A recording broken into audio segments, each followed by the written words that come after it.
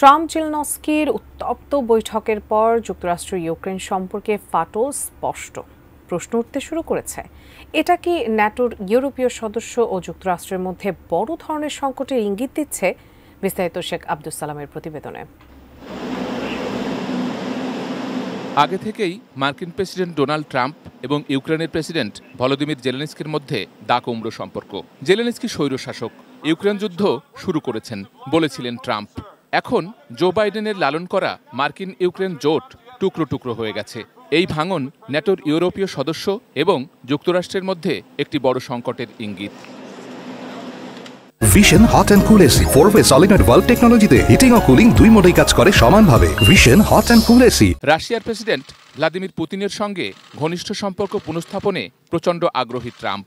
পুতিনকে ছাড় দেওয়ার প্রস্তাব দিতে গিয়েই ইউক্রেনের ওপর চাপ সৃষ্টি করেছেন তিনি। আর জেলেনস্কি তাতে সায় না দেয়ায় চটে যান ট্রাম্প। খনিজ চুক্তিতে অস্বীকৃতি জানানো ছাড়াও জেলেনস্কি বলেছিলেন, পুতিনকে না থামালে তিনি যুদ্ধ শেষ করার যে কোনো প্রতিশ্রুতি ভঙ্গ করবেন। এ কারণেই জেলেনস্কি বারবার আমেরিকার কাছে নিরাপত্তার গ্যারান্টি চান। তখনই দুই রাষ্ট্রপ্রধানের বৈঠকের সৌজন্য উধাও হয়ে যায়।